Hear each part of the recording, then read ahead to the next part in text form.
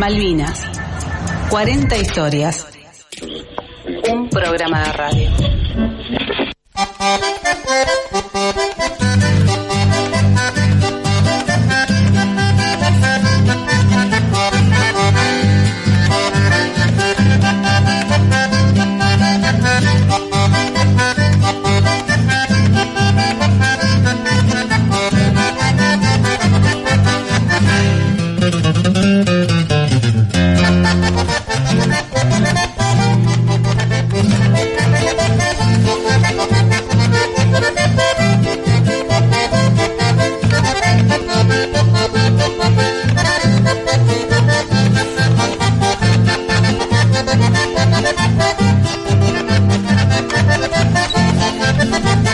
Días, tardes y noches, cuando sea que escuchen Malvinas, 40 historias. Aquí estamos en la Cooperativa Gráfica Patricios, empresa recuperada por sus laburantes, desde el año 2005 transmite Radiográfica.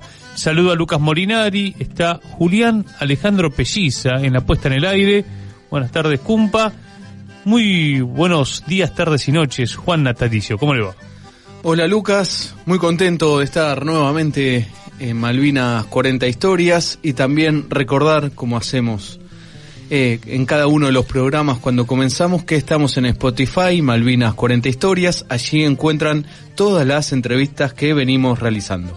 Y ya podemos adelantar que el viernes 18 de noviembre vamos a estar haciendo una obra de teatro. Digo vamos, en realidad va a estar Andrés Fernández, que va a viajar de Río Gallegos para venir aquí al Auditorio Soberanía para hacer Silencio Ficticio, un unipersonal. La verdad estoy muy entusiasmado con esa noche. Después vamos a ver qué se cocina para nuestros veteranos. Ya estamos difundiendo, bueno, esperemos una buena concurrencia para homenajear a los combatientes y a la vez plantear algunas reflexiones que nos ha dejado este programa, que recordemos va a ir hasta diciembre, pese al Mundial. Todavía no vimos el Fisture, si llega a caer algún martes, bueno, postergaremos, pero la idea, el objetivo es llegar a 40 entrevistas en este 40 aniversario del año 82. Sí, y también resaltar esto, es abierto al público, lo del 18. Así es, sí. Así sí. Todos pueden y todas venir y dar un abrazo a nuestros veteranos de guerra de Malvinas. Estarán presentes la mayoría de quienes hemos entrevistado. Digo la mayoría porque muchos son de distintas provincias y por cuestiones lógicas no podrán viajar. Así que es poder darle ese abrazo al combatiente de Malvinas y también ver la obra de teatro del querido compañero, que además Silencio Ficticio, cuando uno ve en sus redes sociales, es premiada todo el tiempo, así que igual que vos, Lucas, no la vi, así que no la conozco. Lo he entrevistado varias veces, pero al veterano, pero nunca había visto la obra de teatro, así que también muy entusiasmado. Me comentaron que es muy buena. Bueno, en realidad él es Andrés Fernández Cabral, ¿no? Él hablaba en la entrevista que le hicimos aquí de su conexión con aquel gran soldado Cabral. Exactamente. Que después se habla del sargento, en realidad es jerarquizado post-mortem, pero él era un soldado raso, ¿no? Que tuvo la máxima condecoración para el ejército argentino. Así arrancamos entonces un nuevo capítulo aquí en la FM 89.3, pero también a través de las emisoras del Farco, Foro Argentino de Radios Comunitarias. Desde la resistencia del Gaucho Rivero a los héroes del 82. La causa Malvinas en el corazón de nuestro pueblo.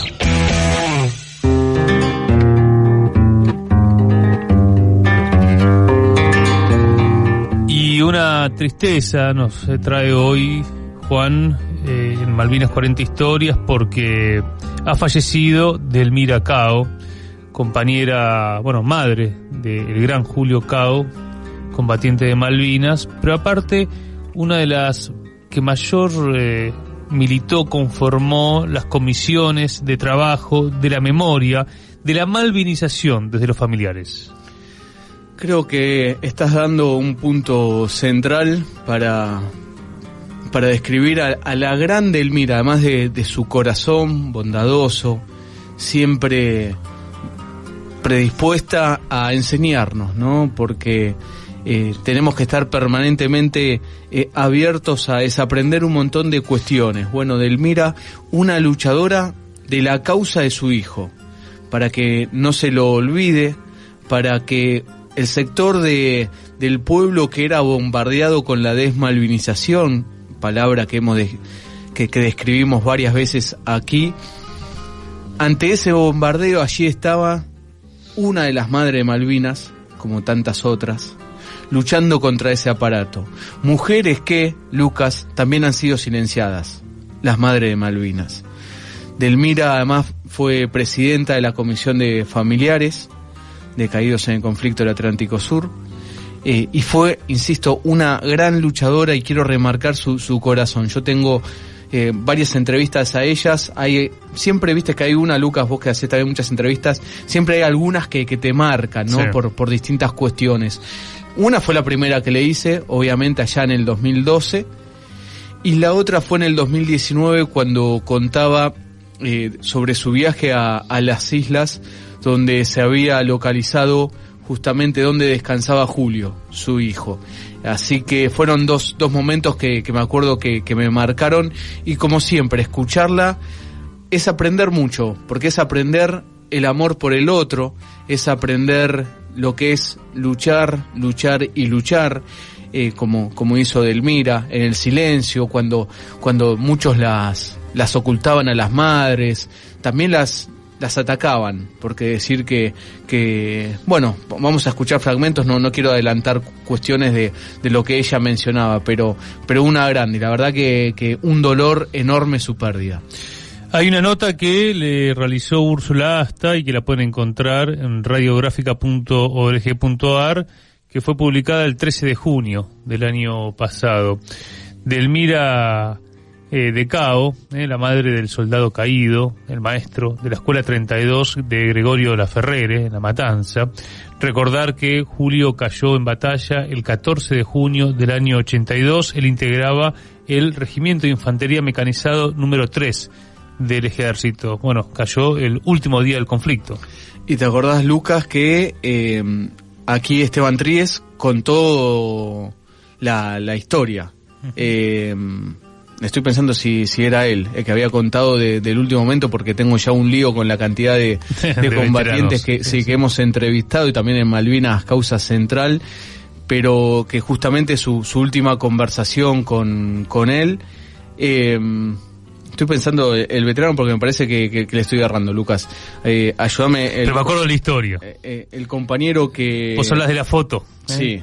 El compañero que está en Perú, el veterano. Miguel Ángel Trinidad. Ahí está, Miguel Ángel Trinidad. No, me estaba equivocando. Que me escribió hace poquito Miguel Ángel, diciendo que es muy bueno el silencio ficticio. Él está en Perú, él trabaja en la OEA, y bueno, justamente nos contó esa historia, que después de 30 años más o menos pudo darle a Delmira la foto.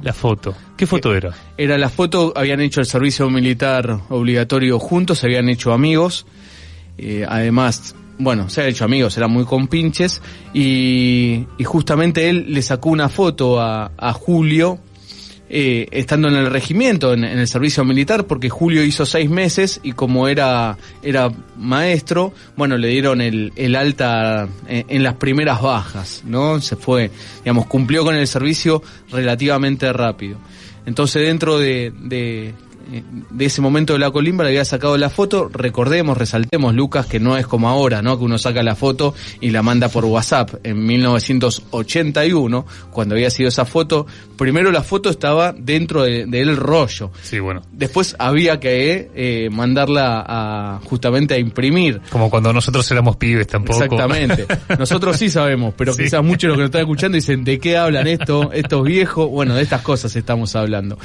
Y bueno, esa foto, la historia es que justamente en la madrugada del 14, en un contraataque que se hace, se cruzan Julio con Trinidad. Uh-huh.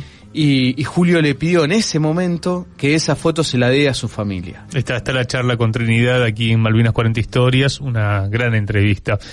Antes de escuchar a Delmira, quería repasar la carta, que es muy conocida, pero que también producto de la desmalvinización a Julio se lo escondió, porque claro, es el soldado voluntario, que va por su convicción patriótica, y esto va en contra de toda la campaña de desmalvinización. A mis queridos alumnos de tercero D, como decías, de esta escuela de La Ferrere donde él daba clase. No hemos tenido tiempo para despedirnos, y eso me ha tenido preocupado muchas noches aquí en Malvinas, donde me encuentro cumpliendo mi labor de soldado, defender la bandera. Espero que ustedes no se preocupen mucho por mí, porque muy pronto vamos a estar juntos nuevamente y vamos a cerrar los ojos y nos vamos a subir a nuestro inmenso cóndor y le vamos a decir que nos lleve a todos al país de los cuentos que, como ustedes saben, queda muy cerca de las Malvinas. Y ahora, como el maestro conoce muy bien las islas, no nos vamos a perder. Chicos, quiero que sepan que a las noches, cuando me acuesto, cierro los ojos y veo cada una de sus caritas riendo y jugando. Cuando me duermo, sueño que estoy con ustedes. Quiero que se pongan contentos, porque su maestro es un soldado que los quiere y los extraña. Ahora, solo le pido a Dios volver pronto con ustedes. Muchos cariños de su maestro, que nunca se olvida de ustedes. Esta es la carta que escribió Julio Cao. Y vamos a escuchar ahora un tramo de Malvinas, Causa Central, donde, bueno, el querido Juan Natalicio hablaba con Delmira Cao, que esto decía. Y nuestra lucha fue muy dura durante muchos años, porque se unió la dictadura militar de esos años a nuestros valientes jóvenes que fueron a defender nuestra bandera, y que no fueron por política ni fueron por los militares, fueron directamente la mayoría porque estaban haciendo el servicio militar. En el caso mío, mi hijo no estaba obligado a ir y se fue igual porque era un docente, porque tenía valores, amaba a su patria, amaba su bandera, y yo siempre me quedó eso, ¿no? Que tal vez mi esposo y yo fuimos siempre muy nacionalistas, muy de valores de lo que es el himno nacional, lo que es la bandera, a pesar de que éramos gente muy humilde, muy sencilla, pero para eso nosotros la bandera, la patria era algo muy importante, y así se lo inculcamos a nuestros hijos, ya que mis hijos, bueno, fueron docentes, la mayor ahora es una jubilada de la docencia, de profesora de letras, que estudió junto al hermano Julio, que fue el que falleció en la guerra de Malvinas, ¿no? Uh-huh. Era una cosa que para nosotros los valores eran muy importantes, y a veces me siento un poquito culpable de que mi hijo haya tomado la decisión de irse, siendo que tenía a su esposa embarazada de 5 meses, hoy tengo una nieta de 31 años, y realmente me siento a veces culpable, como que yo y el padre le inculcamos tanto el amor a la patria, a la bandera, que no vaciló, a pesar del que el 30 de marzo, yo siempre lo voy a decir porque los maestros siempre lo dicen, estuvieron en Plaza de Mayo con los CGT luchando y gritando por los reconocimientos de los trabajadores. Cuando tuvo que dar el discurso en la escuela, hablando de lo que eran capaces los argentinos cuando de defender la patria se trata, y así después vio que sus compañeros eran convocados, a él no le llegó la carta, pero yo vivo a muy pocas cuadras del 3 Infantería, ahora ya no está más acá, bueno, está en Pigüé, pero en ese entonces estaba acá. Sí. Y él veía pasar los camiones y él vivía enfrente de mi casa, entonces se cruzó y me dijo, mamá, están convocando. Y yo le dije, Julito, pero a vos no, hijo, vos no te llegó la cédula de...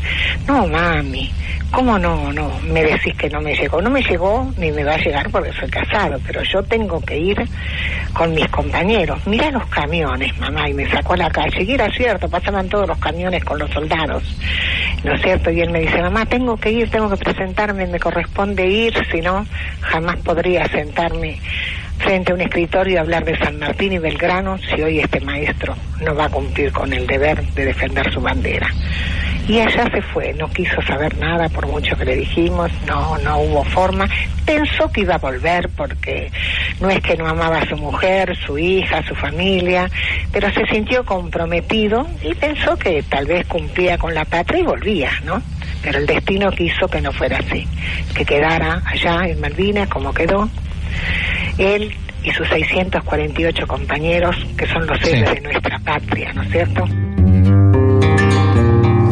Qué interesante, en pocos minutos, cómo describe la lucha por la malvinización desde los familiares, el recuerdo, la reivindicación de los combatientes, y también da cuenta, bueno, algo que vos trabajaste mucho con Sofía Basalo, que es que no hay contradicción entre el 30 de marzo, de esa gran movilización popular para que se vaya la dictadura, y el 2 de abril.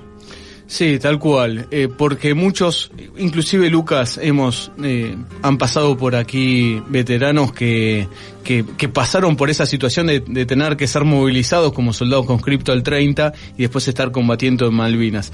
Pero como vos decías, no hay contradicción, y sobre todo escuchar a las madres de Malvinas, insisto, porque han sido ocultas, tapadas, y son quienes dieron lo más importante, que es un hijo. Y que sobre todo la desmalvinización durante muchos años, décadas, instaló que habían muerto por nada. Bueno, Delmira ahí señalaba muy claramente, no, mi hijo murió por la bandera, por usted, murió por la patria, ¿no? Y eso es un valor que al establishment mundial le molesta que nosotros tengamos héroes, le molesta que tengamos a estas madres luchadoras, y por eso las tapan y las ocultan. Se nos fue una grande y bueno, la vamos a extrañar. Vamos ahora a escuchar a una banda que ya hemos pasado en este programa, Raza 1982, haciendo un homenaje al hijo de Delmira, el combatiente, que seguramente se estarán reencontrando, vaya uno a saber dónde, Maestro Julio Cago, Raza 1982. Maestro del tercer grado en una escuela allá en la Ferrere. Si mi destino hoy es ser un soldado, a ese llamado yo no renunciaré. A mis alumnos les escribo esta carta: no se preocupen, que el maestro está bien. Y a mi madre le pido por sus ruegos: maestro y soldado, me tocó nacer. ¿Cómo podría, queridos alumnos, hablarles de San Martín si no tuviera el valor y el coraje de defender al país? Me llamo Julio, maestro de grado en una escuela allá en la Ferrere, pero hoy me toca ser un buen soldado y las Malvinas vengo a defender. Quiero que sepan, queridos alumnos, que en mis sueños yo los vuelvo a ver. Y si la patria se lleva mi vida, fue su maestro el que los vino a defender.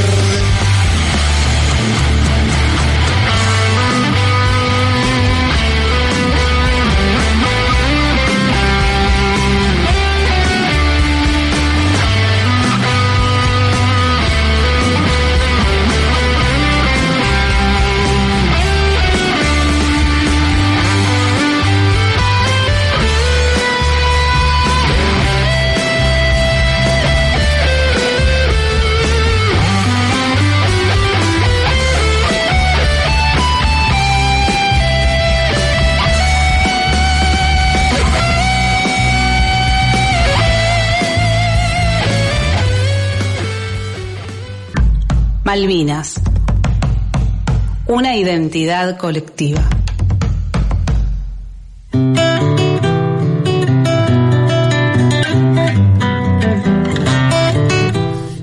este nuevo programa tenemos el gustazo de saludar a una veterana de guerra. Ella es Silvia Barrera, que en el año 82 participó como instrumentadora quirúrgica. ¿Qué tal, Silvia? Lucas Morinari y Juan Natalicio te saludan. ¿Cómo estás? Hola, ¿cómo les va? Un gusto escucharlo. Por favor, el gusto es nuestro. Silvia, bueno, contanos, ¿cómo estás viviendo estos 40 años? Uy, cansadísima de tanta actividad. Es una explosión de todo el país queriendo conocer la historia de las mujeres que estuvieron en Malvinas. Y contanos, ¿hay diferencias respecto de otros años? ¿Qué novedades ves en este 2022? Bueno, después de los primeros 15 años, cuando los primeros veteranos empezamos a hablar, hasta ahora siempre fue desde el 2 de abril hasta el 14 de junio, y después había un impasse hasta el año siguiente. Claro. Desde hace 5 años Malvinas es todo el año, y eso nos encanta. Antes éramos muy pocos los que salíamos a hablar, y durante estos 2 últimos años han comenzado a hablar los veteranos, así que se van conociendo otras historias y se van uniendo nuestras historias también. Silvia, Juan Natalicio te habla, un gusto y un honor hablar con vos. Silvia, en 1982 vos estabas destinada en el hospital militar. Contanos un poco tu historia. Sí, nosotras somos personal civil, somos 6 instrumentadoras, 5 del Hospital Militar Central, 1 del Hospital Militar de Campo de Mayo. Solicitan instrumentadoras porque no había instrumentadoras todavía militares. Las únicas instrumentadoras en todo el país, porque los hombres ingresaron a las escuelas de instrumentación recién en el año 91, 92, así que todas las instrumentadoras del país éramos mujeres. Y solicitan instrumentadoras, y ahí nos ofrecemos nosotras para ir como voluntarias. Nosotras elegimos ir a Malvinas, teníamos que ser 10, pero solamente nos ofrecimos nosotras 6. Nosotras ya trabajábamos en nuestros hospitales, así que teníamos nuestra antigüedad en la profesión, y salimos rumbo a Puerto Argentino el día 8 de junio y estuvimos en Puerto Argentino hasta el día 19, en que llegamos a Comodoro, y todo el tiempo estuvimos a bordo del buque Almirante Irizar, que quedó anclado frente a Puerto Argentino. Uh-huh. Antes de ir a Malvinas, ¿cómo era tu vida, Silvia? Bueno, la vida de toda chica de 23 años, ¿no? Ir a trabajar, ir al club. Yo vivía frente al círculo de suboficiales, mi papá suboficial de ejército, así que prácticamente vivía en el club y trabajando en el hospital, y bueno, después ir a bailar, como toda chica de 23 años. Uh-huh. ¿Sabés que alguien que estuvo también en el Irizar, en el buque hospital, Maxi Estigarribia, aquí de Avellaneda, a quien sé que conoces muy bien, nos contaba que, claro, él, cuando estaba allá la guerra, él seguía con su vida normal, porque él también fue recién en junio, con el buque, bueno, estuvo ahí mismo. ¿Vos cómo veías la guerra estando aquí en el continente, ¿no? Antes de partir para allá, digamos, porque recordemos que el inicio del fuego fue en 1 de mayo, es decir, vos ya estabas todavía aquí en Buenos Aires. ¿Cómo vivías como civil la guerra vos? Bueno, nosotros la teníamos más cercana, porque al seguir trabajando en el hospital, después los primeros días, desde el 2 de abril hasta el 2 de mayo, la verdad fueron días de preparación, de organización del hospital y sobre todo del quirófano, que es donde estábamos nosotras trabajando. Era organizarse para la recepción de los heridos que iban a venir. Uh-huh. Recién el 2 de mayo, cuando se desatan los combates, recién ahí empiezan a llegar los primeros heridos al hospital de Puerto Argentino, y llegaban los que venían evacuados, primero por medio de los aviones Hércules y después por medio del Bahía Paraíso, que estaba armado como buque hospital, y después de nosotros, llegaron a Campo de Mayo y al hospital de Puerto Belgrano. Uh-huh. Y al hospital de Comodoro. Entonces, nosotros no recibíamos heridos, ya los recibíamos después para hacer lo que es la rehabilitación, ¿no? Que estos hospitales no tenían, sobre todo el nuestro de Campo de Mayo. Uh-huh. Así que nosotros en el quirófano continuábamos con todo lo que era las cirugías de urgencia, oncológicas, traumatológicas, los partos, y no hacíamos más que eso. La guerra es algo que era desconocido. Aquí en Argentina siempre remarcamos que, bueno, es la única guerra que tuvimos después de nuestra independencia. Sí. ¿Qué recuerdos tenés de lo que se charlaba? Porque había una gran movilización en la Argentina, por ejemplo, gente que donaba lo poco que tenía para poder, garantizar recursos. Estuvo las cartas, ¿no?, que se escribieron en todas las escuelas. Hubo una gran campaña de malvinización. Sí. ¿Qué recuerdo tenés de esos momentos previos a ir a Malvinas? Bueno, eso, sabíamos que la gente donaba todo lo poco que tenía para nuestros soldados. Uh-huh. Y nosotros era seguir el paso a paso, ¿no?, que nosotros teníamos como más cercano. Igual después, ¿no?, cuando nosotros salimos rumbo a Puerto Argentino, ahí nos dimos cuenta que nosotros acá en Buenos Aires estábamos muy alejados de lo que era la guerra, que todo lo que era la Patagonia lo vivió mucho más cercano que nosotros acá, ¿no? Uh-huh.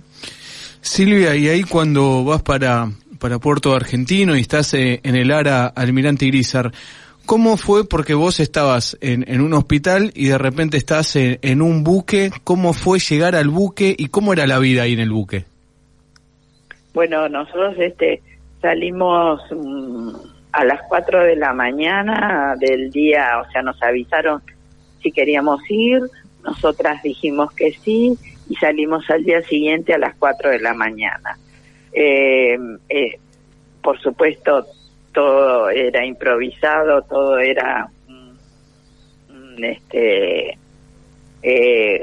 error tras error, ¿no? Hasta que logramos llegar al Irizar.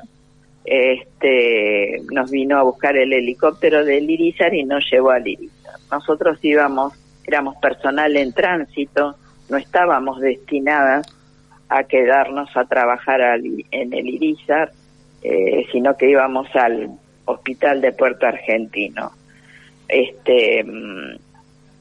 Llegar, no ser recibidas como nosotras esperábamos, con un poco de agresividad, también de subestimar lo que es la presencia de la mujer, y subestimar porque éramos jóvenes, porque éramos mujeres, si estábamos preparadas para ir a cumplir nuestra función, ¿no? Una vez limadas esas asperezas con el personal de la Armada, que eran todos hombres, el Irizar tiene una dotación gigantesca, nosotras las únicas 6 mujeres, así que una vez limadas esas asperezas empezamos a trabajar y formando los distintos equipos y bueno, también por esas improvisaciones, por problemas de género, nos tuvimos que quedar a trabajar a bordo del buque y ahí comenzaron a llegar los heridos, y bueno, ya formando los equipos empezamos a trabajar en conjunto, y bueno, fue una gran experiencia. Por supuesto que es toda una complejidad, ¿no? Nosotros somos personal civil, no teníamos instrucción militar, nunca habíamos navegado, nunca habíamos sufrido el movimiento de un buque, el trabajar con el movimiento del buque, eso hacía que todo fuera una complicación, ¿no es cierto? Algo totalmente nuevo a lo que tuvimos que adaptarnos y sobreponernos, porque el movimiento del buque nos hacía mal y nosotros teníamos que seguir trabajando. Silvia, y ahí la vida, vos dónde les hicieron un camarote en ese contexto que nos estás narrando de lo complicado, porque llegan ustedes que primero el machismo que les planteaban y que les dan un camarote. ¿Ustedes dónde dormían en la vida cotidiana? Bueno, nosotros nos dieron un camarote con 3 cuchetas para las 6 que íbamos a tener que compartir, y la verdad que por la cantidad de trabajo que tuvimos, nosotros no tenemos, perdimos la noción de lo que es el tiempo, de lo que es lo habitual, no nos acordamos si comimos, qué comimos, y las cosas cotidianas, ¿no? Ahora, esto que contabas que ustedes tendrían que haber estado en las Malvinas y se quedaron en el buque con toda la complicación, ¿no?, del movimiento para trabajar. ¿Cuál fue la naturaleza de esa decisión de la Armada Argentina? ¿Fue determinada por los ingleses en el marco del conflicto? ¿Por qué? Bueno, fue por falta de... No nos dieron grado militar, entonces al ser personal civil, nosotros como llegamos los días de los mayores combates y estuvimos ahí el día que se firmó el cese del fuego también, entonces la discusión era si nos bajaban y nos tomaban prisioneras. Eso fue la discusión del principio, porque en tierra había personal civil que era masculino y a ellos los dejaron bajar sin grado militar. Había periodistas, por ejemplo, Silvia. Claro, o la gente de Vialidad o la gente del Correo, claro. O la gente de IPF. Entonces fue un prejuicio machista, el no querer darnos grado militar. Nosotros en ese momento todavía la mujer no estaba incorporada en la fuerza, en el ejército, nosotras somos ejército, y entonces nos hubiéramos convertido en las primeras mujeres en tener grado militar. Y, bueno, hoy justamente es 8 de noviembre, que es el homenaje a María del Valle, ¿no?, a la capitana. Bueno, sí. En nuestras luchas por la independencia hubo estas expresiones que, como tantas otras, en este caso reconocida por Manuel Belgrano. Sí, igual todavía seguimos luchando para que nos den un grado militar, ¿no? Y faltan muchas más mujeres, ¿no? Porque son 2 o 3 las nombradas nada más a lo largo de la historia de la República Argentina y de Latinoamérica en general. Claro.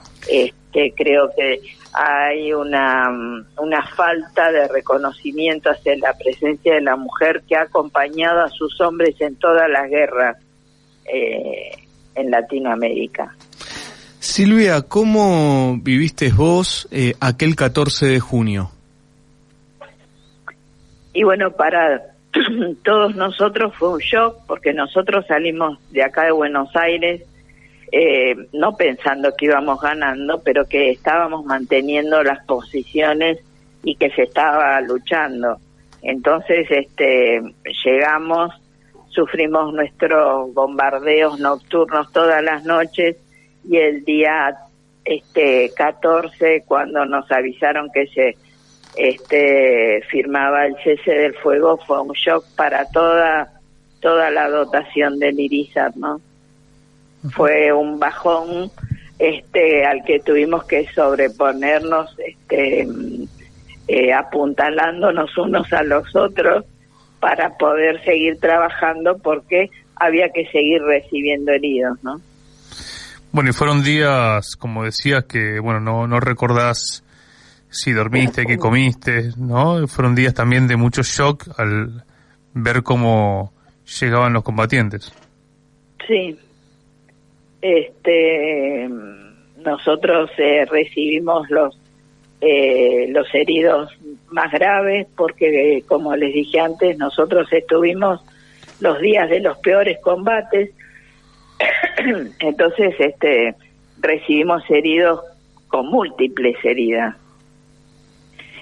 Los bombardeos eran continuos durante todas las noches, y los últimos días casi de lucha cuerpo a cuerpo. Uh-huh. Entonces fueron heridos muy graves los que atendimos. En un principio venían ya con su tratamiento hecho desde el Hospital de Puerto Argentino, y los 3 últimos días ya directamente el hospital colapsó, y entonces nos trajeron directamente al Irizar los heridos directamente desde el campo de batalla. Entonces es un herido que hay que cortarle la ropa, ver dónde tiene la herida, bañarlo. Eran hombres que hacía un mes que no se bañaban algunos, entonces con heridas múltiples, y bueno, y todo eso se hace sin anestesia, ¿no? ¿Te reencontraste con algún combatiente que tuviste que atender en aquel momento? Sí, con muchos, porque esto de ir dando charlas contando nuestra historia por todo el país hizo que me encuentre con un herido que yo le había ayudado en su cirugía en Tucumán. Después la historia de Esteban Tries salva a su sargento Manuel Villegas, y yo hago la cirugía de Manuel en el Irizar, porque se le abre la cirugía que le habían hecho en el Hospital de Puerto Argentino, así que volvemos a operarlo en el Irizar. Después tengo al teniente coronel Betoli, que también lo operamos nosotros. Gualberto Vallejo, al que le amputamos su pierna. Silvia, sí, ¿cómo nos encontramos con muchos de nuestros pacientes? ¿Cómo, después de todo esto que estabas viviendo ahí en el Irizar, cómo fue el regreso al continente? Bueno, el regreso fue igual que los soldados, ¿no? En el medio de la noche, llegamos a Comodoro. Ahí en Comodoro hicimos de vuelta la evacuación de todo el buque, y bueno, y estuvimos ahí en Comodoro Rivadavia durante un día hasta que los acomodamos a nuestros heridos en el hospital de Comodoro. Usamos toda una tarde en llamarle a sus casas, porque ellos nos habían dado papelitos con sus números de teléfono para que avisemos a sus casas que estaban en Comodoro y qué tipo de herida tenían. Y bueno, y después nos dejaron en un galpón de la Fuerza Aérea, ahí dentro del aeropuerto de Comodoro, toda una tarde, sin baño, sin comida, sin nada, hasta que autorizaron el regreso al continente. El regreso a Buenos Aires. Claro. Y regresamos acá a Buenos Aires el 20 de junio, que era el Día del Padre, el Día de la Bandera, así que llegamos acá a Buenos Aires, a Palomar, a las 11 de la noche, y bueno, y ahí nos vino a buscar nuestra familia y volvimos a nuestras casas. Y vos después seguiste al día siguiente ya estábamos trabajando otra vez. Eso te iba a preguntar. ¿Ya al día siguiente te fuiste al hospital militar? Sí. Y ahí, Silvia... Y al día siguiente ya seguimos trabajando y como si nada. ¿Y seguían atendiendo a casos de combatientes de Malvinas o la destinaron dentro de lo que es el hospital en otro sector? No, el hospital siguió atendiendo porque los heridos después de haber estado en Campo de Mayo vinieron al central, y en el central hubo que hacer reconstrucción, injerto y todas cirugías de segundo término para solucionar las patologías con las que vinieron de allá, ¿no? Es decir que sin descanso, ¿no? Volviste y seguiste trabajando. Eso, ¿cómo lo recordás ahora? ¿O después tuviste algún impasse o fue todo continuado?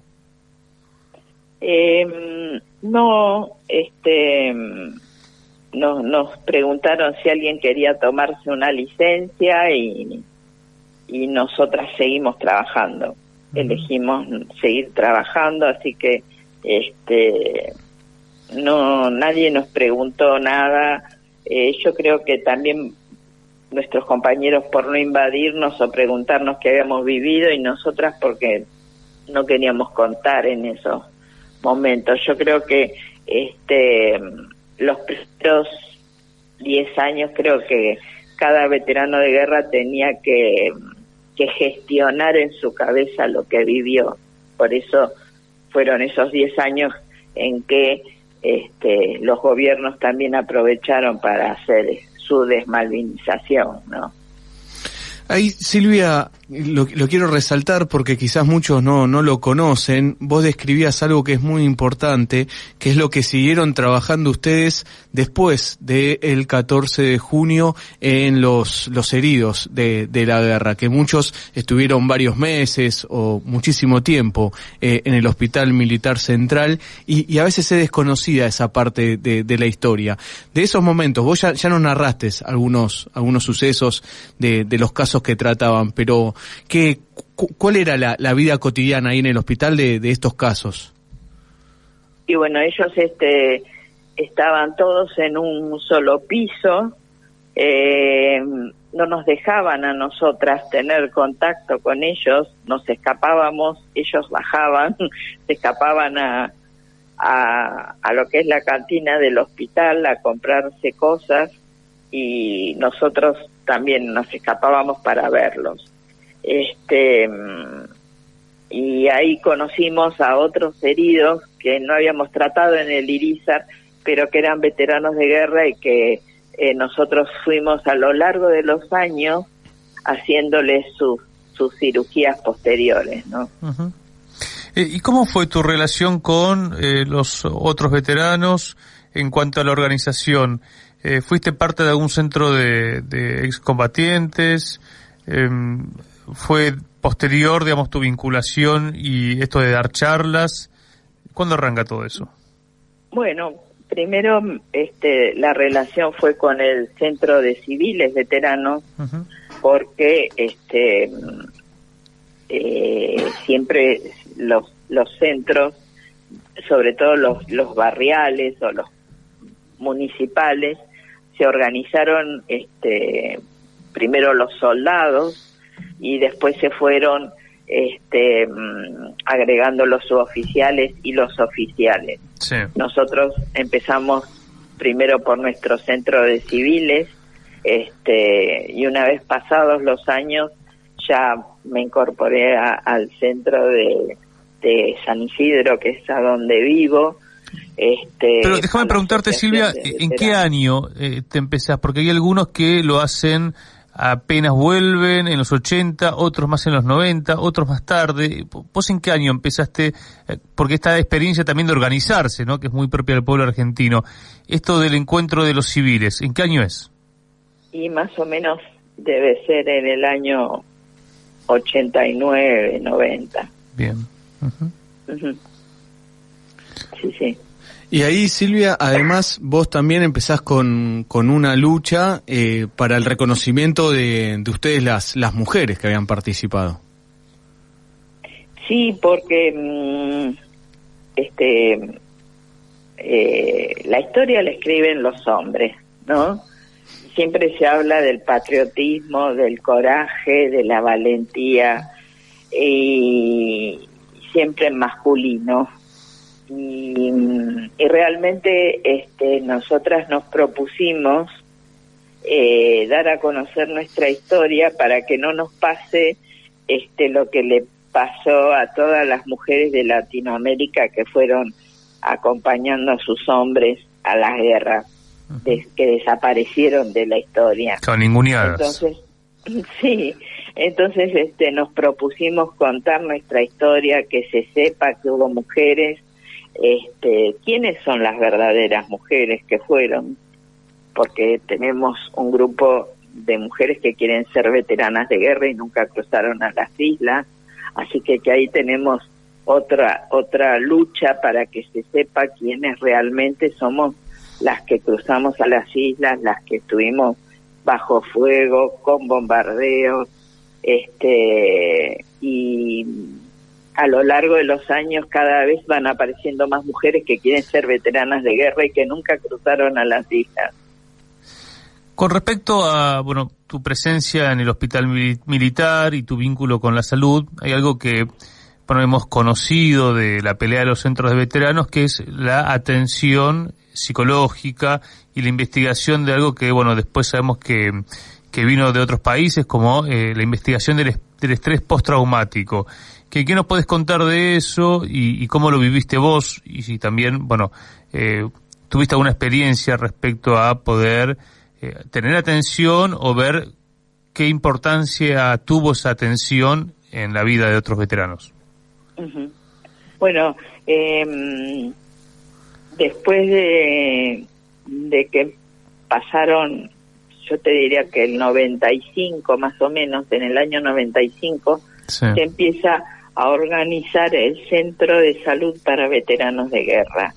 Ese centro de salud ahora está casi al lado del Hospital Militar Central, que es donde yo sigo trabajando. Uh-huh. Y en ese centro de salud se fue organizando todo lo que es la atención de los distintos veteranos, de las 3 Fuerzas Armadas y de las Fuerzas de Seguridad.